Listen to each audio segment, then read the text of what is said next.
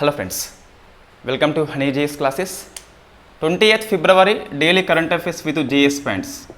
So మొత్తం ఈరోజు 14 articles వార్తల్లో ఉన్నాయి. తెలంగాణ కోసం 2 ఆర్టికల్స్ వార్తల్లో ఉన్నాయి. సో ఫస్ట్ మనకి క్లాస్ కంటే ముందు ఫైనల్లీ టీఎస్పీఎస్సీ గ్రూప్ 1 నోటిఫికేషన్ అయితే ఇష్యూ చేయడం జరిగింది. ప్రిలిమ్స్ చూస్తే మనకు మే లేదా జూన్ మాసంలో ఉండవచ్చు అని చెప్పేసి, మెయిన్స్ చూస్తే సెప్టెంబర్ లేదా అక్టోబర్ మాసం అని చెప్పేసి షెడ్యూల్ ఇవ్వడం జరిగింది. సో మనకి ఎప్పటి నుంచి అప్లై చేసుకోవాలి అదంతా పేపర్లో వచ్చింది. సో మీరు చూసి ఉంటారు, గ్రూపులలో కూడా మనకి రావడం జరిగింది. సో ఫస్ట్ మనకు ప్రిలిమ్స్ ఎప్పుడు ఉండవచ్చు అని చెప్పేసి చూస్తే మేలో దాదాపు ఉండకపోవచ్చు, సివిల్స్ ప్రిలిమ్స్ ఉంది కాబట్టి. సో మన అభ్యర్థులు డేట్ లాంటివి అడగవచ్చు కాబట్టి గ్యాప్ అవసరం అని చెప్పేసి. సో మ్యాక్సిమం మనకి ప్రిలిమ్స్ 2.0 జూన్లో జరిగింది కదా, అట్లనే జూన్లో ఉండొచ్చు. మనకు జూన్లో మ్యాక్సిమం సెకండ్ సండే ఉండొచ్చు. ఒక అంచనా మనకి మే జూన్లో ఎప్పుడైనా ఉండొచ్చు వాస్తవము. సో ఒక అంచనా ఏంటి అంటే జూన్ 2వ సండే అని చెప్పేసి అనుకోవచ్చు. సో జూన్లో అనుకున్నట్లయితే ఇది కంపల్సరీ ఇంకా అక్టోబర్లో ఉండిపోతుంది. అంటే మన ప్రకారము జూన్లో ప్రిలిమ్స్, అక్టోబర్లో మెయిన్స్ ఉండొచ్చు. బట్ టీఎస్పీఎస్ షెడ్యూల్ ఇచ్చింది మనకు మే అండ్ జూన్ కాబట్టి మే జూన్లో ఎప్పుడైనా ఇవ్వచ్చు. రైట్, సరే జూన్ సెకండ్ వీక్ అనుకున్నట్లయితే కరెంట్ అఫైర్స్ మనం డైలీ క్లాస్ చేస్తున్నాం కాబట్టి ఒక ఐడియా ఇవ్వాలి. సో కరెంట్ అఫైర్స్ ఎంతవరకు అధ్యయనం చేయాలి అంటే ఒక 1 మంత్ తీసేయండి, అంటే మే 15 వస్తుంది. సో మే 15 కట్ ఆఫ్ డేట్ పెట్టుకోవాలి కంపల్సరీ. ఒక 6 to 7 మంత్స్ కిందికి రావాలి అంటే నవంబర్ మాసం తీసుకోవాలి. నవంబర్ 2023 వరకు ప్రతి అంశాన్ని తప్పనిసరిగా అధ్యయనం చేయాలి. ఫర్ ఎగ్జాంపుల్ ఈరోజు మనకి 14 ఆర్టికల్స్ వార్తల్లో ఉన్నాయి కదా, 14లో కనీసము 10 ఆర్టికల్స్ కంపల్సరీ నోటికి వచ్చే విధంగా చదవాలి. అట్లా 6 మంత్స్ అధ్యయనం చేయాలి. మరి అక్టోబర్ నుంచి అవసరం లేదా అంటే కంపల్సరీ అవసరం, కానీ సో కొన్ని అంశాలు మాత్రమే అవసరము, అన్ని అంశాలు అవసరం లేదు, కొన్ని అంశాలు. దీనికోసము మ్యాగజైన్ అవసరం లేదు. మనం ఇయర్ రౌండప్ అని చెప్పేసి డైలీ క్లాస్ చేస్తున్నాము. సో ఇయర్ పొడవునా ఏమి ఉండదు. ఇన్ఫ్యాక్ట్ ఇవాళ కాదు కానీ రేపు ఎల్లుండి మొత్తం మీద అయిపోతుంది. Government policy, summits, days and books అని చెప్పేసి మనకి 4 పెండింగ్ ఉన్నాయి కదా, రేపు లేదా ఎల్లుండి పూర్తిగా అయిపోతుంది. ఇయర్ పొడవునా ఏమి ఉండదు ఇయర్ రౌండప్ అనేది. రైట్, ఇన్ఫ్యాక్ట్ ఇది సరిపోతుందండి. నవంబర్ మంత్లీ మ్యాగజైన్ నుంచి డిసెంబరు, జనవరి, ఫిబ్రవరి, మార్చి, ఏప్రిల్, మే 15 వరకు కంపల్సరీ. దాంతోపాటు ఇయర్ రౌండప్ మనం ఇక్కడ ఎక్స్ట్రా అడిషన్ చేసుకోవాలి. ఎందుకోసం అంటే 6 మంత్స్ అని చెప్పేసి మనం కట్ ఆఫ్ పెట్టుకుంటే కొన్నిసార్లు టీఎస్పీఎస్సీ కానీ, ఏపీపీఎస్సీ కానీ, యూపీఎస్సీ కానీ మనకు 1 ఇయర్ లాంగ్ కరెంట్ అఫైర్స్ ఇస్తున్నాయి కాబట్టి. సో అటువంటి దానికోసం అని చెప్పేసి కంపల్సరీ ఇయర్ రౌండప్ అధ్యయనం చేయాల్సిందే. ఇది క్లారిటీ. ఇయర్ రౌండప్తో పాటు నవంబర్ నుంచి మనం తీసుకోవాలి. ఫర్ ఎగ్జాంపుల్ నోబెల్ అవార్డ్స్ అని చెప్పేసి మనకి అక్టోబర్ మాసంలో డిక్లేర్ చేస్తారు. మనం నవంబర్ దాకా అధ్యయనం చేసినాం అనుకోండి 6 మంత్స్ పెట్టుకొని, అక్టోబర్లో నోబెల్ అవార్డ్స్ మన మ్యాగజైన్లో కనిపిస్తాయి. అది మిస్ కావచ్చు కాబట్టి ఇయర్ రౌండప్ అనేది కంపల్సరీ తీసుకోవాల్సిందే, అంటే చదవాల్సిందే. తీసుకోవాల్సిందే మీన్స్ చదవాల్సిందే. సరే మనకి చదువుతారా లేకుంటే మొత్తం మీద వేరే అనేది యాజ్ యువర్ లైక్ కానీ. సో కంపల్సరీ 23rd ఇయర్లో జరిగిన ముఖ్యమైన ఈవెంట్స్ ఏవైతే ఉన్నాయో జనవరి మాసం నుంచి కూడా అవసరం ఉంటుంది. రైట్, నెక్స్ట్ 20 చూస్తే సోషల్ జస్టిస్ డే అని చెప్పేసి వార్తల్లో ఉంది. So social justice day very very famous day ఇది. సో థీమ్ ఏంటి అంటే మనకు సోషల్ జస్టిస్ కోసము ప్రపంచ కూటమి ఏర్పాటు చేయాలని చెప్పేసి అర్థం వస్తుంది మనకు. So global collision for social justice, bridging gap అని చెప్పేసి, బిల్డింగ్ అలయన్స్ అని చెప్పేసి థీమ్ తీసుకోవడం జరిగింది. Global collision for social justice, bridging gaps, building alliance అంటే ఆ గ్యాప్స్ని మనము ఫుల్ఫిల్ చేయాలని చెప్పేసి థీమ్ తీసుకోవడం జరిగింది. నెక్స్ట్ ఆర్టికల్ పాలిటీ వస్తుంది. యూనిఫామ్ సివిల్ కోడ్ ఎందుకు అవసరం అని చెప్పేసి చెప్పేందుకు ఇది ఇంకొక బెస్ట్ ఎగ్జాంపుల్ అండి. సుప్రీంకోర్టు అనేది తీర్పు ఇవ్వలేదు కానీ రిజర్వ్ చేయడం జరిగింది వెరీ ఫేమస్ కేసులో. ఏంటిదంటే ఇక్కడ సో ముస్లిం ఉమెన్ ప్రొటెక్షన్ డైవర్స్ యాక్ట్ అని చెప్పేసి ఉంటుంది. Protection of Muslim women divorce act అని చెప్పేసి ఉంటుంది versus criminal procedure code 125 section అని చెప్పేసి ఉంటుంది. రెండింటి మధ్య విరోధం వచ్చింది. సుప్రీంకోర్టు తీర్పు ఇవ్వలేదు కానీ రిజర్వ్ చేసింది, త్వరలోనే బయటకి వెల్లడి చేయవచ్చు. ఇది చూస్తే మనకు ఇది ఎందుకు వచ్చింది వార్తల్లో అంటే ముస్లిం ఉమెన్కి డైవర్స్ ఇచ్చినప్పుడు ఆమె మెయింటెనెన్స్ అనేది ఎంతకాలం ఇవ్వాలి అనే కేసు సుప్రీంకోర్టు పరిశీలన చేస్తుంది. దీన్ని సెక్యులర్ లా అని చెప్పేసి పిలుస్తాం. అంటే ఇది అందరికీ వర్తిస్తుంది, హిందూకి, ముస్లింకి, క్రిస్టియన్స్కి, అన్ని మతస్థులకి.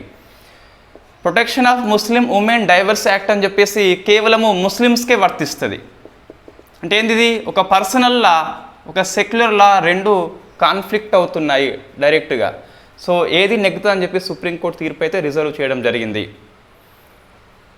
రైట్, ఫస్ట్ మనం చూసినట్లయితే ఇక్కడ ఏముంటుంది అంటే, సో వైఫ్ తర్వాత minor childrens, next old age parents, వీళ్ళ ముగ్గురికి ఇన్ఫ్యాక్ట్ శక్తి కలిగిన యువకుడు, పురుషుడు మెయింటెనెన్స్ అనేది ఇవ్వాలని చెప్పేసి లైఫ్ టైం ఇవ్వాలి. వైఫ్ అంటే ఇక్కడ ఎవరు అంటే, వైఫ్ అనేది డైవర్స్ తీసుకున్నప్పటికీ వైఫ్గా ట్రీట్ చేస్తుంది 125 సెక్షన్. ఎంతవరకు అంటే ఈమె ఇంకొకరిని పెళ్లి చేసుకున్నా, మరణించినా అంతవరకు మెయింటెనెన్స్ అయితే మనం చెల్లించాల్సిందే అని చెప్పేసి 125 సెక్షన్ చెప్తుంది. డైవర్స్ తీసుకున్నప్పటికీ సో ఆమె ఇంకొకరిని పెళ్లి చేసుకునేంత వరకు, మరణించేంత వరకే అని చెప్పేసి చెప్తుంది.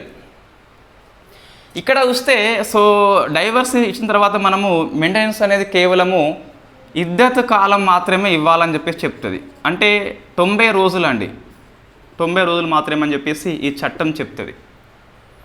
ఇది క్లియర్ మనకు. సో పర్సనల్ లా ప్రకారం చూస్తే మెయింటెనెన్స్ యొక్క ఖర్చు అనేది 90 రోజులు మాత్రమే ఉంటుంది, ఇద్దత్ టైం అని చెప్పేసి ఉంటుంది. 125 సెక్షన్ చూసుకున్నట్లయితే సో లైఫ్ టైం అని చెప్పేసి ఉంటుంది. ఎంతవరకు ఆమె ఇంకొకరిని పెళ్లి చేసుకున్నా అవసరం లేదు, లేదా చనిపోయినా కూడా అవసరం లేదని చెప్పేసి ఉంటుంది. ఈ చట్టము ఎందుకు వచ్చింది ఫస్ట్ మనం చూస్తే ఇట్ట షబానో కేసు అని చెప్పేసి ఉంటుంది. మనం ఇది ఇంత డిస్కస్ చేసినామండి. షబానో కేసు మళ్ళీ ఇక్కడ అవసరం లేదు, యూనిఫామ్ సివిల్ కోడ్ క్లాసులనే వచ్చింది షబానో కేసు అని చెప్పేసి. సో షబానో కేసు, ఒక ఓల్డ్ ముస్లిం లేడీ మహమ్మద్ ఖాన్ అని చెప్పేసి భర్త ఉంటాడు, తలాక్ చెప్పేసి డైవర్స్ ఇస్తాడు, బయటకు వెళ్ళిపో అని చెప్పేసి. అంటే బయటకు వెళ్ళిపోకుండా కోర్టుకి వెళ్ళిపోతుంది ఆమె. So high court, first trial court, high court, సుప్రీంకోర్టులో కేసు మనకు పూర్తిగా వాదనలు అయిపోతాయి. అప్పుడు ఏమంటుందంటే, సో షబానోకి Mohammed Khan criminal procedure code 125 section ప్రకారము మెయింటెనెన్స్ ఇవ్వాలని చెప్పేసి సుప్రీంకోర్టు తీర్పు చెప్తుంది. భారతదేశంలో యూనిఫామ్ సివిల్ కోడ్ అవసరం అని చెప్పేసి వెరీ ఫస్ట్ టైం షబానో కేసులో సుప్రీంకోర్టు చెప్పింది. అప్పటి రాజీవ్ గాంధీ ప్రభుత్వము ఈ తీర్పుని అధిగమించాలని చెప్పేసి ఈ చట్టం తీసుకొస్తుంది. చట్టంలో ఏముంటుందంటే, సో గవర్నమెంట్కి మంచి అవకాశం వచ్చింది, సుప్రీంకోర్టే చెప్పింది యూనిఫామ్ సివిల్ కోడ్ ఏర్పాటు చేయమని చెప్పేసి. అప్పుడే ఏర్పాటు చేస్తే అయిపోయేది. అట్లా చేయకుండా సో డిఫరెంట్ ఇంట్రెస్ట్ దృష్ట్యా ఓటు బ్యాంక్ కోసం కూడా కావచ్చు, మొత్తం మీద ఈ protection of Muslim women divorce act అని చెప్పేసి తీసుకొచ్చింది. దీని ప్రకారం మెయింటెనెన్స్ అనేది లైఫ్ టైం కాదు, ఇద్దరు టైం అని చెప్పేసి చట్టం చేయడం జరిగింది. ఈ చట్టం పట్ల ముస్లిమ్స్ సాటిస్ఫై కాలేదు, నువ్వేంటి మాల జోక్యం చేసుకుంటున్నావు అని చెప్పేసి. హిందువులు సాటిస్ఫై కాలేదు. ఎందుకోసము, గవర్నమెంట్ ఆఫ్ ఇండియా ఒక సెక్యులర్ గవర్నమెంటు, ఒక సెక్యులర్ స్టేట్ మనది ఇండియా వచ్చేసి. హిందువులకు చట్టం వేరు, ముస్లిమ్స్కి ఎందుకని చెప్పేసి వాళ్ళు సాటిస్ఫై కాలేదు. సో మేధావి వర్గం ఇన్ఫ్యాక్ట్ సాటిస్ఫై కాలేదు. Why? Because uniform civil code ఏర్పాటు చేయమంటే నువ్వేం చేసినావు చట్టం అని చెప్పేసి వాళ్ళు సాటిస్ఫై కాలేదు. ఇన్ఫ్యాక్ట్ రాజీవ్ గాంధీ ఓటమికి ఈ చట్టం కారణం అని చెప్పేసి కొంతమంది చెప్తారు. రైట్, ఇప్పుడు సుప్రీంకోర్టు దగ్గరికి ఈ కేసు పోయిందండి. సుప్రీంకోర్టు అనేది అమికస్ క్యూరీని నియమించింది ఫస్ట్ అయితే. సో అమికస్ క్యూరీ అంటే ఏంది, ఫ్రెండ్ ఆఫ్ కోర్ట్ అని చెప్పేసి పిలుస్తాం. ఒక కేసులో రాజ్యాంగబద్ధ ప్రశ్న కానీ లీగల్ ఇష్యూ వచ్చినప్పుడు ఇంకా ఎక్కువ అధ్యయనం కోసం అని చెప్పి సుప్రీంకోర్టు ఒక నియామకం చేస్తే, సీనియర్ అడ్వకేట్స్ని, లాయర్ని నియామకం చేస్తుంది కేసు యొక్క అధ్యయనం కోసం అని చెప్పేసి, సలహా ఇవ్వమని. ఆయనని అమికస్ క్యూరీ అని చెప్పేసి పిలుస్తాం. అమికస్ క్యూరీ అధ్యయనం చేసి రిపోర్ట్ ఇస్తాడు. రిపోర్టుకి సుప్రీంకోర్టు కట్టుబడి ఉండనవసరం లేదు అని చెప్పేసి గుర్తుపెట్టుకోవాలి. సో మొత్తం మీద అమికస్ క్యూరీ అని చెప్పేసి రిపోర్ట్ ఇవ్వడం జరిగింది. సో రిపోర్ట్ ఇచ్చినాక సుప్రీంకోర్టు అధ్యయనం చేసింది, తీర్పును రిజర్వ్ చేయడం జరిగింది. సో మనకి ఇది తీర్పు వచ్చినాక ఇంకా డిస్కస్ చేయవచ్చు. రెండు విషయాలు బాగా గుర్తుపెట్టుకోవాలి. ఒకటి పర్సనల్ లా వర్సెస్ సెక్యులర్ లా మరొకసారి యూనిఫామ్ సివిల్ కోడ్ యొక్క అవసరాన్ని నొక్కి చెప్తుంది. రైట్, నెక్స్ట్ వస్తే 2001లో డేనియల్ లతీఫ్ కేసు అని చెప్పేసి ఉంటుంది. ఈ కేసు పేరు గుర్తుపెట్టుకోవాలంటే ఈ అంశం వార్తల్లో ఉంది కాబట్టి కేసు పేరు గుర్తుపెట్టుకోవాలి. సో లతీఫ్ కేసు అని చెప్పేసి ఉంటుంది. సుప్రీంకోర్టు ఏమన్నది అంటే protection of Muslim women divorce act అని చెప్పేసి రాజ్యాంగబద్ధం కలిగి ఉంటుందని చెప్పేసి చెప్పడం జరిగింది. సో డేనియల్ లతీఫ్ ఏమంటుంది అంటే protection of Muslim women divorce act చట్టబద్ధం అని చెప్పేసి చెప్పింది. షబానా కేసు ఏమన్నది క్రిమినల్ ప్రొసీజర్ కోడ్ అని చెప్పేసి చెప్పింది. సో ఇవి రెండు కాన్ఫ్లిక్ట్ అవుతున్నాయి కాబట్టి సుప్రీంకోర్టు రివ్యూ చేస్తుంది కాబట్టి ఈ రెండు కేసుల పేరు మనం గుర్తుపెట్టుకోవాలి, షబానో వర్సెస్ డేనియల్ లతీఫ్ అని చెప్పేసి. రైట్, ఇది క్లియర్. ఏది సో పర్సనల్ లా అయిన ముస్లిమ్స్ ఉమెన్ ప్రొటెక్షన్ యాక్ట్ అని చెప్పేసి, సెక్యులర్ లా అయిన 125 సెక్షన్ అని చెప్పేసి ఏది ఎక్కువ నెగ్గుతుంది అని చెప్పేసి ఇన్ఫ్యాక్ట్ సుప్రీంకోర్టు తీర్పు అయితే రిజర్వ్లో పెట్టింది. అది బయటకు వచ్చినాక మనం డిస్కస్ చేద్దాం. లతీఫ్ కేసు గుర్తుపెట్టుకోవాలి, షబానో కేసు గుర్తుపెట్టుకోవాలి. నెక్స్ట్ ఆర్టికల్ నెంబర్ 142 అని చెప్పేసి వార్తల్లో ఉన్నది. ఇది ఇంపార్టెంట్ అండి, కంపల్సరీ ఇంపార్టెంట్. ఇది 142 అని చెప్పేసి వార్తల్లో ఉన్నది. సో ఇది ఎందుకు వార్తల్లో వచ్చింది అంటే చండీగఢ్ మేయర్ ఎన్నిక అని చెప్పేసి వివాదం నెలకొన్నది. వాస్తవంగా ఆప్ పార్టీ అభ్యర్థికి సో ఎక్కువ ఓట్లు వచ్చినాయి, బీజేపీ పార్టీ అభ్యర్థికి తక్కువ వచ్చినాయి. అక్కడి RO returning officer so BJP అభ్యర్థిని చండీగఢ్ మేయర్గా అనౌన్స్మెంట్ చేస్తాడు. ఈయనకు వచ్చిన ఓట్లను ఇన్ఫ్యాక్ట్ అది పోస్టల్ బ్యాలెట్గా, ఇన్ఫ్యాక్ట్ అది బ్యాలెట్ పేపర్ కాబట్టి ఇంటూ మార్క్ అని చెప్పేసి వేసి మొత్తం మీద వాటిని కౌంట్ చేయడు. సో ఆ పార్టీ సుప్రీంకోర్టుకి వెళ్ళి సుప్రీంకోర్టు చివాట్లు పెట్టింది బీజేపీ పార్టీకి, ఇన్ఫ్యాక్ట్ ఆర్ఓ ఆఫీసర్కి. సో అప్పుడు ఈ బీజేపీ పార్టీ అభ్యర్థిని మేయర్గా సుప్రీంకోర్టు 142 ఆర్టికల్ని ఉపయోగం చేసుకొని ప్రకటిస్తుంది. అందుకోసం అని చెప్పేసి 142 ఆర్టికల్ మనకి వార్తల్లో వచ్చింది. సో బీజేపీ అభ్యర్థి మేయర్ కాదు, ఆప్ పార్టీ అని చెప్పేసి 142 ఆర్టికల్ని ఉపయోగించుకుంది. So what is the 142 article అంటే మనకు సుప్రీంకోర్టు యొక్క స్పెషల్ పవర్స్ అని చెప్పేసి పిలుస్తాం. స్పెషల్ పవర్స్, విశేష అధికారాలు, ప్రత్యేక అధికారాలు. ఒక కేసులో రాజ్యాంగంలో ఏమీ లేకపోయినా, చట్టం లేకపోయినా కంప్లీట్ జస్టిస్ కావాల్సిన అవసరం ఉంటే, సో కంప్లీట్ జస్టిస్, సంపూర్ణ న్యాయం కావాల్సిన అవసరం ఉంటే సుప్రీంకోర్టు 142 ఆర్టికల్ కింద విశేష అధికారాలు లభిస్తే వాటిని వాడుకొని తీర్పు అయితే వెలువరించవచ్చు. రాజ్యాంగంలో కంప్లీట్ జస్టిస్ అనగా దెర్ ఈస్ నో డెఫినేషన్, నిర్వచనం లేదు అంటే వెంటనే మనకు కనిపిస్తుంది విశేష అధికారం అని చెప్పేసి పిలుస్తాం. సుప్రీంకోర్టుకి అన్లిమిటెడ్ పవర్స్ అయితే 142 ఆర్టికల్ ప్రసాదిస్తుంది. సో మనకి రెండు విషయాలు కనిపిస్తున్నాయి. ఒకటి, నిర్వచనం లేదు కాబట్టి సుప్రీంకోర్టు దీన్ని మిస్యూజ్ చేయవచ్చా అంటే చేయవచ్చు, maybe. Case to case supreme court పరిశీలన చేస్తుంది. నిర్వచనం అనేది లేదు, లా మస్ట్ బీ డిఫైన్డ్ అని చెప్పేసి మనకు ఒకటి కనిపిస్తుంది. లా కంపల్సరీ స్పష్టంగా పేర్కొని ఉండాలి. ఇట్లా అస్పష్టంగా ఉంటే మిస్యూజ్కి ఎక్కువ అవకాశం ఉంటుందని చెప్పేసి చెప్పొచ్చు. రెండవది, సెపరేషన్ ఆఫ్ పవర్స్ని ఉల్లంఘన చేయవచ్చు 142 ఆర్టికల్. ఎందుకోసం అంటే సో మనకి ఇన్ఫ్యాక్ట్ ఇదేమో లెజిస్లేచర్, ఎగ్జిక్యూటివ్, జ్యుడిషియరీ మధ్యలో మనకు సెపరేషన్ ఆఫ్ పవర్స్ ఉంటుంది. 142 ఆర్టికల్ కింద విశేష అధికారాలు ఉపయోగం చేసుకుని సుప్రీంకోర్టు కొన్నిసార్లు ఇటువైపు వెళ్తే వెళ్ళొచ్చు. కాబట్టి మన రెండు ఇష్యూ బాగా కనిపిస్తున్నాయి. లా మస్ట్ బి డిఫైన్డ్ అనే సూత్రాన్ని ఇది ఉల్లంఘన చేస్తుంది. సో మనకి మెయిన్స్ పర్పస్లో పనికొస్తే ఇక్కడ ఏం అవసరం లేదు. 142 ఆర్టికల్ అని సుప్రీంకోర్టు యొక్క స్పెషల్ పవర్స్ అని చెప్పేసి గుర్తుపెట్టుకోవాలి. అందులో ఏముంటుంది, కంప్లీట్ జస్టిస్ వచ్చేసి అవసరం అని చెప్పేసి భావిస్తే సుప్రీంకోర్టు ఏ కేసులో అయినా కేస్ టు కేస్ అనేది దాన్ని ఉపయోగం చేసుకోవచ్చు అని చెప్పేసి ఉంటాయి. ఇటీవల మనకి అయోధ్య కేసు అని చెప్పేసి వెరీ ఫేమస్ కేసు. ఇటీవల సుప్రీంకోర్టు 142 ఆర్టికల్ని ఉపయోగించుకొని తీర్పు చెప్పడం జరిగింది. నెక్స్ట్, నిరంజన్ రాజాధ్యక్ష అని చెప్పేసి వార్తల్లో ఉన్నాడు. సో ఇతను 16th ఫైనాన్స్ కమిషన్ యొక్క సభ్యుడిగా రాష్ట్రపతి గారు నియామకం చేస్తే పర్సనల్ రీజన్స్ కారణంగా నేను విధులు చేయలేని చెప్పేసి తప్పుకోవడం జరిగింది కాబట్టి మనకి వార్తల్లో ఉన్నాడు. నెక్స్ట్ ఇంకొకరిని తీసుకుంటారు కాబట్టి వాళ్ళు ఎవరని చెప్పేసి మనము నెక్స్ట్ నోట్స్లో అప్డేట్ చేసుకోవాలి. ఇప్పుడే అవసరం లేదు, ఇంకెవరిని నియామకం చేయలేదు కాబట్టి జస్ట్ మన పేరు గుర్తుపెట్టుకోవాలి. నిరంజన్ అనే వ్యక్తి 16th ఫైనాన్స్ కమిషన్ నుంచి తప్పుకోవడము అని చెప్పేసి గుర్తుపెట్టుకోవాలి.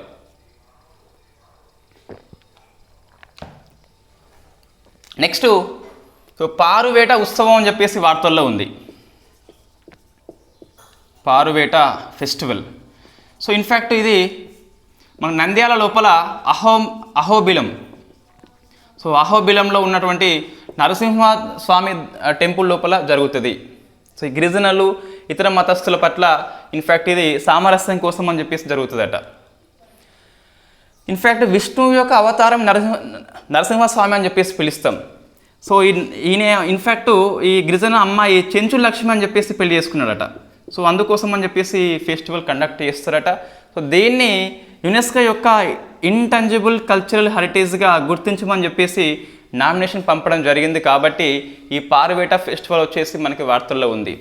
నరసింహస్వామి వెడ్స్ చెంచు లక్ష్మి. సో ఇది కులాల మధ్య మతాల మధ్య సామరస్యం కోసం జరిపే పండుగ కాబట్టి సో ICHA గుర్తించమని పంపినారు కాబట్టి మనకి వార్తల్లో ఉంది. పారువేట అని చెప్పేసి ఫ్రమ్ AP అని చెప్పేసి గుర్తుపెట్టుకోవాలి. రాష్ట్రం పేరు కంపల్సరీ గుర్తుపెట్టుకోవాలి. AP వాళ్ళ కోసం అయితే ఇది వెరీ ఫేమస్ ఆర్టికల్ అయిపోతుంది. రైట్. ఇటీవల చూస్తే భారతదేశంలో 15వ ఇంటంజిబుల్ కల్చరల్ హెరిటేజ్గా గర్బా డ్యాన్స్ అని చెప్పేసి గుర్తించారు. 14th చూస్తే 2021లో వచ్చింది దుర్గా పూజ అని చెప్పేసి ఉంటుంది. సో మనకి ఇటువంటి గుర్తుపెట్టుకోవాలి. ఇయర్స్ కూడా గుర్తుపెట్టుకోవాలి. 23rd ఇయర్ లోపల గర్భా వస్తే 21 లోపల దుర్గా పూజ అని చెప్పేసి కలకత్తా కాళీమాత అని చెప్పేసి పిలుస్తాం. ఇవి మనకి 2 వార్తల్లో ఉన్నాయి. సో మోస్ట్ ఇంపార్టెంట్ అవి. నెక్స్ట్ యూటోరిట్ సింగ్ అని చెప్పేసి మనకి వార్తల్లో ఉన్నాడు. ఇది హిస్టరీ కిందకు వస్తుంది. సో యూటోరిట్ సింగ్ ఇన్ఫ్యాక్ట్ ఇతంది కాశీ అండి. సో మేఘాలయలో ఉన్న కాశీ కొండలు అని చెప్పేసి పిలుస్తాం. విగ్రహాన్ని మనకు ఢాకాలో ఆవిష్కరణ చేసిండు. సో ఢాకాలో కాబట్టి సో మనం గుర్తుపెట్టుకోవాలి. ఇందిరాగాంధీ కల్చరల్ సెంటర్ అని చెప్పేసి ఢాకాలో ఉంటుంది. అక్కడ ఆవిష్కరణ చేయడం జరిగింది కాబట్టి మనకి యూటోరిట్ సింగ్ వార్తల్లో ఉన్న వ్యక్తి. ఎందుకు ఫేమస్ అంటే మనకు బ్రిటిష్ వర్సెస్ కాశీ హిల్స్ యుద్ధం జరిగినప్పుడు బ్రిటిష్ వారిని ఓడిస్తాడు. తర్వాత 1835లో ఢాకాలో రాజకీయ ఖైదీగా వెళ్ళి అక్కడే చనిపోతాడు. కాబట్టి మనకు గుర్తుపెట్టుకోవాలి ఢాకా అని చెప్పేసి ప్లేస్ గుర్తుపెట్టుకోవాలి. విగ్రహ ఆవిష్కరణ ఢాకా అని చెప్పేసి గుర్తుపెట్టుకోవాలి. 1829లో మనకి బ్రిటిష్ వాళ్ళకి ఇన్ఫ్యాక్ట్ మన కాశీ కొండల్లో ఉన్న గిరిజన ట్రైబ్స్కి యుద్ధం జరిగినప్పుడు మనమే గెలుస్తాం.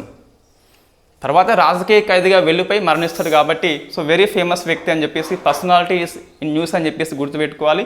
యూటోరిట్ సింగ్ ఫ్రమ్ కాశీ కొండలు, hero of the Kashi hills అని చెప్పేసి పిలుస్తాం. ఇటువంటి మనకి హిస్టరీ నోట్స్లో కనిపించవు కాబట్టి సో స్పెషల్గా మనం హిస్టరీ అని చెప్పేసి హెడ్డింగ్ పెట్టుకొని డిస్కస్ చేస్తున్నాం. అందుకే రైట్. నెక్స్ట్ మనకి ఇది కరెంట్ అఫైర్స్లో వచ్చింది కదా, మనకు నెక్స్ట్ గ్రూప్ అండ్ ఫిలిమ్స్ లోపల వస్తుంది. ఇది బ్రిటిష్ వారిని ఓడించిన కాశీ కొండల వీరుడు అని చెప్పేసి ఎవరు అని చెప్పేసి వస్తుంది.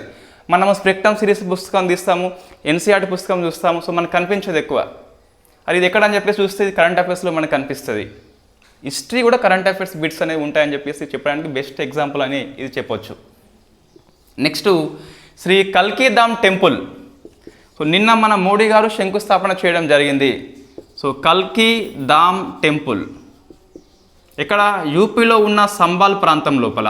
సో యూపీలో సంబాల్ ప్రాంతం లోపల దీన్ని కల్కి ధామ్ నిర్మాణ్ ట్రస్ట్ అని చెప్పేసి అది నిర్మిస్తుంది. సో మనకు ఇక్కడ చూస్తే కల్కి అవతారం వచ్చేసి ఇంకా రాలేదట. సో మనకు యాజ్ పర్ హిందూ ఆర్టికల్ ప్రకారం చూస్తే ఇన్ఫ్యాక్ట్ కల్కి అవతారం అనేది విష్ణువు యొక్క అవతారం అట ఇది. సో ఇంకా రాలేదట. అయితే ఒక దేవుడు అవతారము చాలించకంటే ముందే, అవతారము ఎత్తకంటే ముందే టెంపుల్ వెరీ ఫస్ట్ టైం అట. ఇంతకుముందు దేవుడు పుట్టినాకనే టెంపుల్ అనేది కట్టేది. సో వెరీ ఫస్ట్ టైం దేవుడు అవతరణ రాకముందే టెంపుల్ అని చెప్పేసి ఈ కల్కి ధామ్ టెంపుల్ని పిలుస్తాం. కల్కి అవతారం అనేది ఎందుకు వస్తుందట అంటే ఒక గడ్డ మీద అధర్మం ఎక్కువ వెళ్తే సో ధర్మం కోసం అని చెప్పేసి ధర్మ స్థాపన కోసం అని చెప్పేసి వచ్చేది కల్కి అవతారం అని చెప్పేసి పిలుస్తాం. సో యూపీ సంబల్ ప్రాంతంలో మొత్తం మీద అవతారం వస్తుంది అంటే ఇక్కడనే వస్తుందని చెప్పేసి నమ్ముతున్నారు కాబట్టి ఇక్కడే వాళ్ళు టెంపుల్ని నిర్మిస్తున్నారు. సో నేను చెప్పే పరోక్షంగా ఏంటంటే అధర్మం ఎక్కువ రాజ్యం వెళ్తున్నప్పుడు ధర్మస్థాపన కోసం వచ్చే అవతారమే కల్కి అవతారం అట. సో యూపీలో సంబల్ ప్రాంతంలో మొత్తం మీద ఇదైతే అవతారం వస్తుంది. Right. So next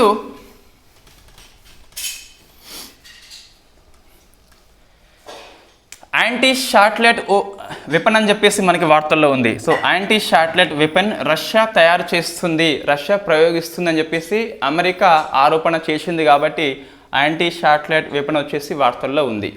so Russia అట దీన్ని ప్రయోగం చేసేందుకు సిద్ధంగా ఉందట. సో అమెరికా వచ్చేసి అభ్యంతరం చెప్తుంది, ఇంకా ప్రయోగించలేదు.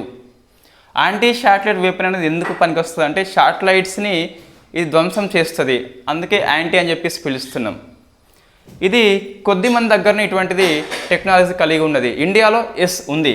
2019లో మిషన్ శక్తి అని చెప్పేసి మనం very first time anti satellite weapon యొక్క సాంకేతిక పరిజ్ఞానాన్ని మనము టెస్ట్ చేసినాం. ఎక్కడ అంటే సో ఒడిశాలో ఉన్న అబ్దుల్ కలాం దీవుల్లో వెరీ ఫస్ట్ టైం మనం దీన్ని టెస్ట్ చేసినాం. కాబట్టి ఇది వార్తల్లో ఉన్నప్పుడు ఇది మనం గుర్తుపెట్టుకోవాలి. మిషన్ శక్తి అని చెప్పేసి very very famous. Very first time భారతదేశం కూడా యాంటీ శాటిలైట్ వెపన్ని పరీక్ష చేసింది. మిషన్ శక్తి అని చెప్పేసి మనం పేరు పెట్టుకున్నాం. సో ఔటర్ స్పేస్ ట్రీటీ అని చెప్పేసి ఒకటి ఉన్నది, 1967లో వచ్చింది. ఇది ఏం చెప్తుందంటే సో బాహ్య అంతరిక్ష వాతావరణాన్ని శాంతియుతంగా అందరూ వాడుకోవాలి అని చెప్పేసి చెప్తుంది. సో ఇటువంటి పరీక్షలు కొద్దిగా ఈ చట్టాన్ని ఉల్లంఘన అని చెప్పేసి కొంతమంది విమర్శ చేస్తారు. బట్ ఇక టెక్నాలజీ మనకి అవసరమే. ఈ టెక్నాలజీ అనేది టెస్ట్ చేసుకోవాలి కానీ అప్లై చేయొద్దు అని చెప్పేసి ఇండియా చెప్తుంది. సో ఇండియా అణు పరీక్షలు చేపట్టింది. ఎందుకోసం అంటే మేము ఫస్ట్ ఉపయోగం చేయమని చెప్పేసి కండిషన్స్ మీద అణు పరీక్షలు చేస్తుంది ఇండియా. అంటే మిస్యూజ్ చేయదు. ఒకవేళ పాకిస్తాన్, చైనా లాంటి మన మీద అణు పరీక్ష దాడి చేస్తే మనకు టెక్నాలజీ లేకుంటే ఎట్లా అని చెప్పేసి అందుకోసం అని చెప్పేసి న్యూక్లియర్ టెస్ట్ని ఇండియా కండక్ట్ చేస్తుంది. అదేవిధంగా యాంటీ శాటిలైట్ వెపన్స్ కూడా మనకు అవసరమే. రేపొద్దున అంతరిక్ష యుద్ధం రావచ్చు, టెక్నాలజీ కంపల్సరీ అవసరం. కాబట్టి సో మిషన్ శక్తిని మేము ఉపయోగం చేసినామని చెప్పేసి అప్పుడు ఇండియా మనకు చెప్పడం జరిగింది. So very very famous mission, అది గుర్తుపెట్టుకోవాలి. ఇది వార్తల్లో ఉన్నది కాబట్టి ఇది అంత ఫేమస్ కాదు, కానీ ఇది మనకి very very famous. So outer space treaty అంటే సో బాహ్య అంతరిక్ష వాతావరణాన్ని ఏ ఒక్క కంట్రీ అనేది మిస్యూజ్ చేయొద్దు, శాంతియుతంగా ఉపయోగం చేసుకోవాలని చెప్పేసి ఆ చట్టం మనకి చెప్తుంది. నెక్స్ట్ మిషన్ ఆస్పైడ్స్ అని చెప్పేసి వార్తల్లో ఉంది. సో ఇది very very famous mission. So ఇది ఇంపార్టెంట్, ఇది ఇంపార్టెంట్.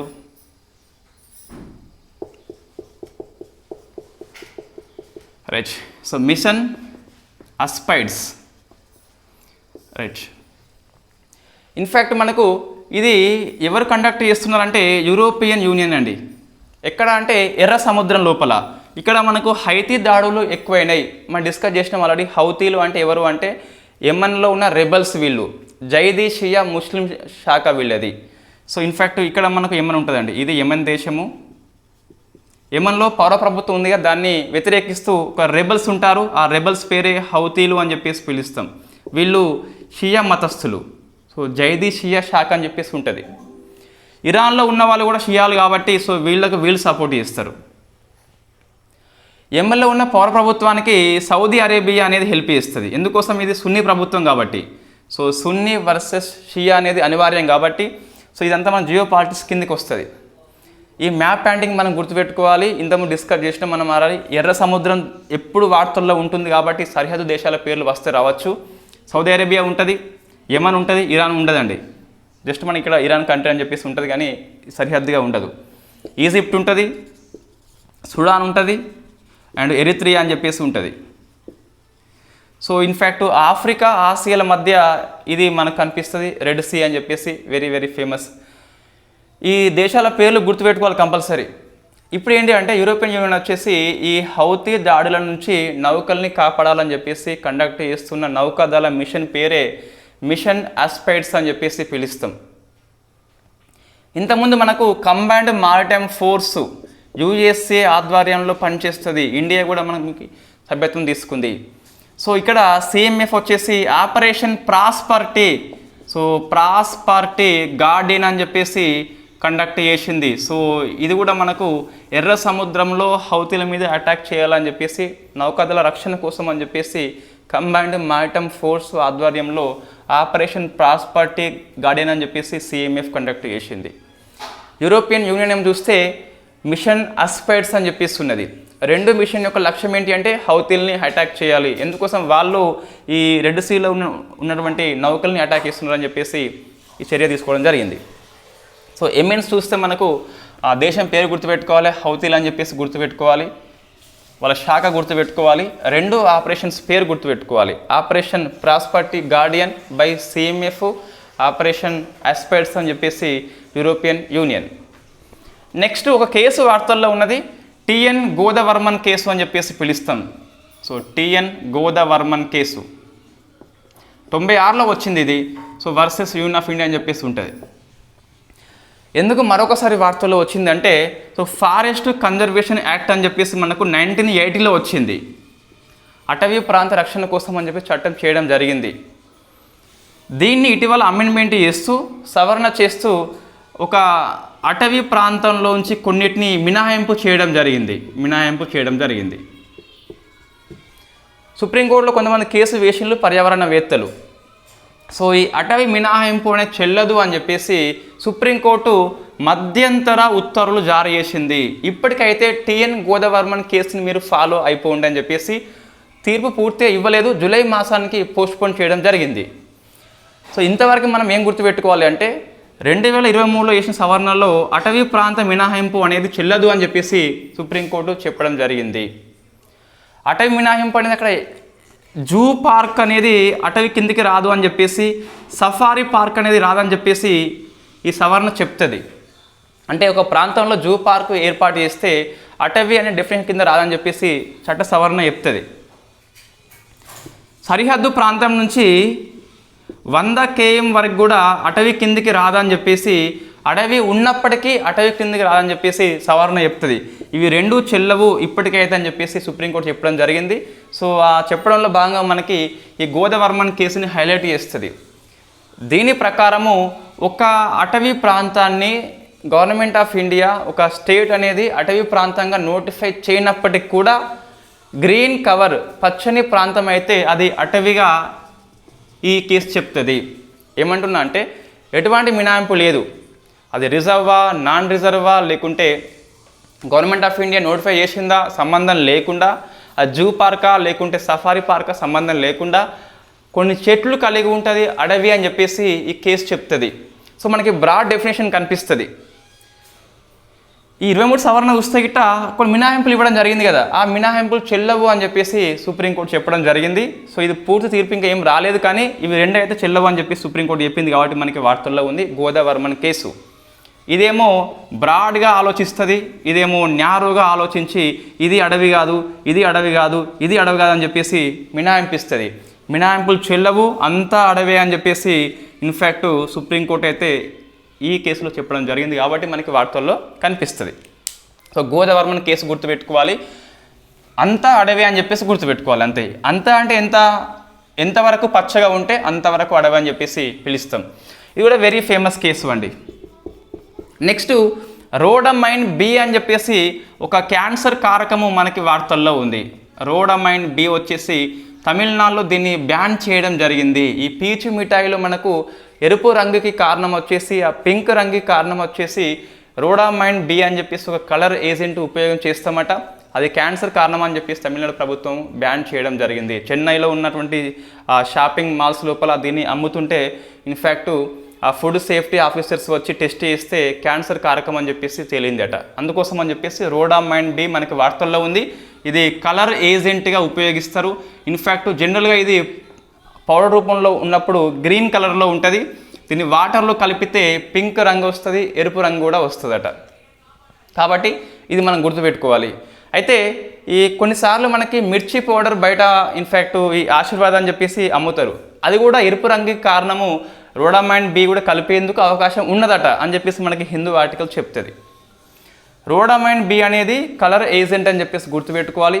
పౌడర్ ఫామ్లో ఉన్నప్పుడు గ్రీన్ కలర్లో ఉంటుంది, వాటర్లో కలిపితే గిట్ట పింక్ లేదా ఎరుపు రంగుకి కారణం అవుతుంది. సో ఇన్ఫ్యాక్ట్ పింక్ కలర్ వచ్చేసి చూస్తే ఆ పీచు మిఠాయి లోపల మనం ఉపయోగిస్తాం, దూది మిఠాయి అని చెప్పేసి పిలుస్తాం కదా. ఇన్ఫ్యాక్ట్ ఎరుపు రంగేమో ఈ మిర్చి పౌడర్ లోపల కల్తీ చేయాలని చెప్పేసి కొంతమంది ఉపయోగిస్తారట. సో అందుకోసం అని చెప్పేసి మనకి రోడమైన్ బి అని చెప్పేసి ఒక క్యాన్సర్ కారకం అని చెప్పేసి గుర్తుపెట్టుకోవాలి. నెక్స్ట్ IBSA ఫోరం అని చెప్పేసి ఉంటుంది. సో అందులో IBSA ఫండ్ అని చెప్పేసి ఏర్పాటు చేసుకున్నాము. ఇండియా, బ్రెజిల్, సౌత్ ఆఫ్రికా ఈ 3 కంట్రీస్ కలిపి సౌత్ కంట్రీస్ అని చెప్పేసి పిలుస్తాం. సో ఏది గ్లోబల్ సౌత్ అంటే ఏంటి మనకు అంటే ఎకనామీ పరంగా మనం డిఫైన్ చేస్తాము, ఆర్థిక పరంగా కాదు, భౌగోళిక పరంగా కాదు. అంటే సో డెవలపింగ్ కంట్రీస్ ఏవైతే ఉన్నాయో లో డెవలప్డ్ కంట్రీస్ ఏవైతే ఉన్నాయో అవన్నీ గ్లోబల్ సౌత్ కిందకి వస్తాయి. సో ఈ సౌత్ కోఆపరేషన్లో భాగంగా India, Brazil, South Africa 3 countries 2003లో బ్రెజిల్ లోపల IBSA కూటమి అని చెప్పేసి ఏర్పాటు చేసుకున్నారు. బ్రిక్స్ వేరు, IBSA వేరు. దీన్ని బ్రసేలియా అని చెప్పేసి పిలుస్తాం.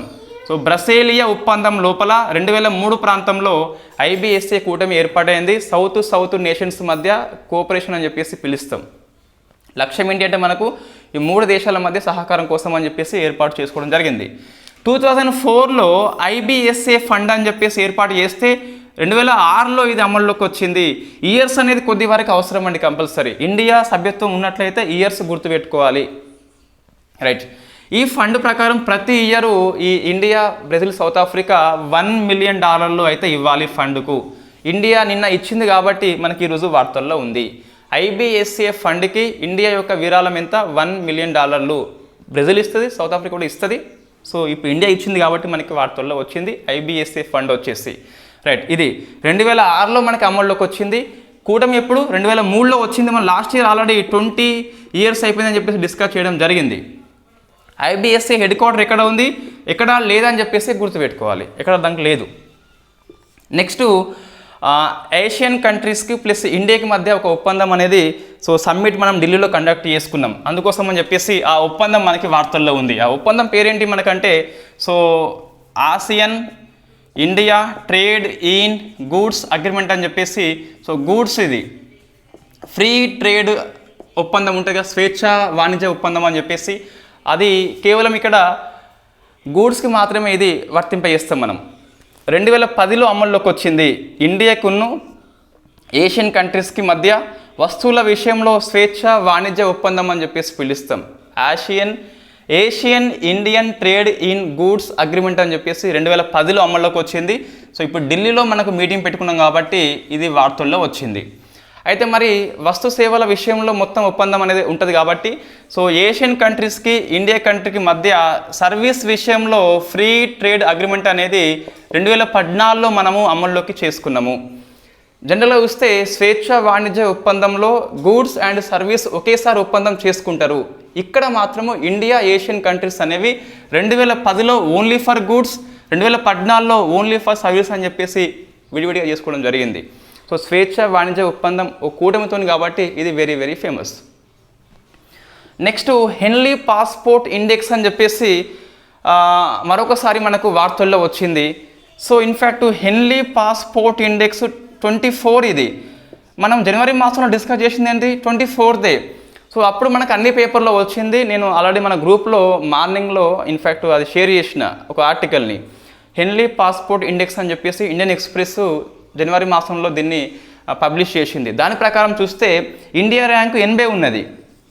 బట్ నిన్న మనకి అఫీషియల్ రిపోర్ట్ వచ్చింది కదా, అది 85 అని చెప్పేసి ఉన్నది. మరి ఏది తీసుకోవాలి? 85 తీసుకోవాలి. నేను ఆల్రెడీ ఇన్ఫ్యాక్ట్ హెన్లీ పాస్పోర్ట్ ఇండెక్స్ల యొక్క అఫీషియల్ సైట్లోకి వెళ్తే 85 అని చెప్పేసి ఉన్నది.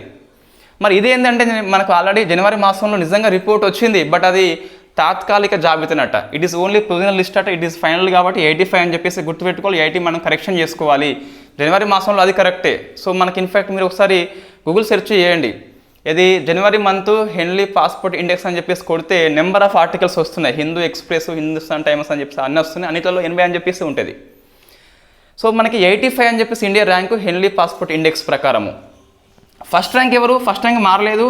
ఫ్రాన్స్ ఉన్నది, జర్మనీ ఉన్నది, ఇటలీ ఉన్నది, స్పెయిన్ ఉన్నది, జపాన్ ఉన్నది, సింగపూర్ ఉన్నది. France, Germany, Italy, Spain, Singapore, Japan అని చెప్పేసి మొత్తం 6 కంట్రీస్ ఫస్ట్ ర్యాంక్ వెళ్ళిపోయినాయి. ఈ 6 కంట్రీస్ యొక్క వీసా ఉపయోగించుకొని 194 కంట్రీస్కి వెళ్ళొచ్చు. ఇండియా ర్యాంకు 85 అని చెప్పేసి 62 కంట్రీస్కి వెళ్ళొచ్చు. లాస్ట్ ర్యాంక్ మనకి లాస్ట్ నుంచి ఫస్ట్ చూస్తే ఆఫ్ఘనిస్తాన్ ఉన్నది. సెకండ్ ర్యాంక్ వచ్చేసి సిరియా అని చెప్పేసి ఉన్నది. మనకు లాస్ట్ మంత్లో నిజంగా రిపోర్ట్ వచ్చింది 80 ర్యాంక్ అని చెప్పేసి ఉన్నది. ఇది అప్డేట్ కాబట్టి 85 మనం తీసుకోవాల్సి ఉంటుంది. 80 కాదు, ఇక 85 అని చెప్పేసి గుర్తుపెట్టుకోవాలి. నేను ఇది లింక్లో ఇస్తాను. 80 అని చెప్పేసి ఇక్కడ వచ్చిందని చెప్పేసి చూడండి ఒకసారి. ఇది ఉత్తగా చెప్పలేదు, లాస్ట్ మంత్ 80 అని చెప్పేసి మనకి రిపోర్ట్ అనేది వచ్చింది, రైట్. ఇది హెన్లీ పాస్పోర్ట్ ఇండెక్స్ అండి. నెక్స్ట్ తెలంగాణ కోసం చూస్తే ఒక 2 ఆర్టికల్స్ వార్తల్లో ఉన్నాయి. ఒక పక్షి వెరీ ఫస్ట్ టైం ఇండియాలో కనిపించింది. తెలంగాణలో ఉన్న, వరంగల్లో ఉన్న అమ్మవారిపేట సరస్సు అని చెప్పేసి ఉంటుందట. సో ల్యాప్ వింగ్ పక్షి అండి. ఇది జనరల్గా నార్త్ ఆఫ్రికా లోపల, మిడిల్ ఈస్ట్ లోపల ఎక్కువ కనిపిస్తుంది. మధ్యప్రాచ్యం అని చెప్పేసి పిలుస్తాం, గల్ఫ్ కంట్రీస్ అని చెప్పేసి పిలుస్తాం. ఇక్కడ ఎక్కువ కనిపిస్తుందట. ఇండియాలో ల్యాప్ వింగ్ అనేది వెరీ ఫస్ట్ టైం కనిపించింది అట. అది అమ్మవారిపేట సరస్సు అని చెప్పేసి వరంగల్లో. సో ఇది వెరీ వెరీ ఫేమస్. ఇండియాలో ఫస్ట్ టైం తెలంగాణ కాబట్టి సో ఏపీ వాళ్ళు కూడా కొద్ది వరకు గుర్తుపెట్టుకోవాలి. నెక్స్ట్ ఇంకొకటి, ఈ సోలార్ పీవీ సెల్స్ యొక్క నిర్మాణ కేంద్రాన్ని రెన్యూసిస్ ఇండియా కంపెనీ హైదరాబాద్లో ఓపెన్ చేస్తుంది. So Renewsys India private limited. So solar PV cells అని చెప్పేసి హైదరాబాద్లో అని చెప్పేసి గుర్తుపెట్టుకోవాలి. ఎలా మనకు గుర్తుంటుంది ఈజీగా అంటే చిన్న కోడ్ మనం పెట్టుకోవచ్చు. సోలార్ ఎనర్జీ అనేది రెన్యూవబుల్ ఎనర్జీ కాబట్టి సో మనకి రెన్యూసిస్ కాబట్టి కంపెనీ పేరు ఈజీగా మనకి గుర్తుంటుంది. ఇవి 2 కరెంట్ అఫైర్స్ తెలంగాణ కోసం అని చెప్పేసి వార్తల్లో ఉన్నాయి. ఈరోజు కొన్ని అంశాలు మనం తప్పనిసరిగా అధ్యయనం చేయాలి ఎప్పుడు ఎగ్జామ్ ఉన్నా కూడా. ఫస్ట్ చూస్తే మనకు so protection of Muslim women's divorce act అని చెప్పేసి ఇది 2 కేసులు గుర్తుపెట్టుకోవాలి. షబానో కేసు, లతీఫ్ కేసు అని చెప్పేసి గుర్తుపెట్టుకోవాలి. నెక్స్ట్ నిరంజన్ అండి. సో 16th ఫైనాన్స్ కమిషన్ నుంచి తప్పుకున్న వ్యక్తి కాబట్టి వార్తల్లో ఉన్నాడు. పారువేట ఫెస్టివల్ అని చెప్పేసి మనకి నంద్యాలలో జరుగుతుంది. సో ఇది ఇంటంజిబుల్ కల్చరల్ హెరిటేజ్గా నామినేషన్ పొందింది కాబట్టి వార్తల్లో ఉంది. ఫ్రమ్ ఏపీ అని చెప్పేసి గుర్తుపెట్టుకోవాలి. నెక్స్ట్ యాంటీ శాటిలైట్ వెపన్ మనకు మిషన్ శక్తి అని చెప్పేసి ఇండియా 2019లో ప్రయోగించింది. మిషన్ అస్పైడ్స్ అంటే ఎర్ర సముద్రంలో హౌతీ యొక్క అటాక్స్కి విరుద్ధంగా యూరోపియన్ యూనియన్ మిషన్ పేరు మిషన్ అస్పైడ్స్ అని చెప్పేసి పిలుస్తాం. టిఎన్ గోదవర్మన్ కేసు అనేది అటవీ యొక్క నిర్వచనానికి విస్తృతమైన అర్థం ఇస్తుంది. పచ్చని ప్రాంతం అంతా అడవి అని చెప్పేసి చెప్పిన కేసు అని చెప్పేసి గుర్తుపెట్టుకోవాలి. నెక్స్ట్ ఐబిఎస్ఏ ఫండ్ వచ్చేసి సో 2006 ప్రాంతంలో ఐబిఎస్ఏ కంట్రీస్ ఏర్పాటు చేసుకున్నాయి. వార్తల్లో వచ్చింది కాబట్టి గుర్తుపెట్టుకోవాలి. హెడ్ క్వార్టర్ లేదు. ఐబిఎస్ఏ ఒప్పందం బ్రెజిలియాలో ఇది ఏర్పాటు కావడం జరిగింది 2003 ప్రాంతంలో. హెన్లీ పాస్పోర్ట్ ఇండెక్స్ ప్రకారం ఇండియా ర్యాంక్ 85 అని చెప్పేసి 62 కంట్రీస్కి వీసా ఫ్రీ ఎంట్రీ అయితే మనకు వస్తుంది. So first rank France, Germany, Italy, Spain, Singapore, Japan అని చెప్పేసి ఉంది. సో మన ఎగ్జాము గ్రూప్ 1 ప్రిలిమ్స్ జూన్లో ఉంటుంది దాదాపుగా. కాబట్టి మే 15 నుంచి 6 months బ్యాక్ చదవండి. దాంతోపాటు ఇయర్ రౌండప్ అయితే తప్పనిసరిగా అధ్యయనం చేయాలి. Thank you very much. So government policy మన నెక్స్ట్ క్లాస్ ఉంటుంది.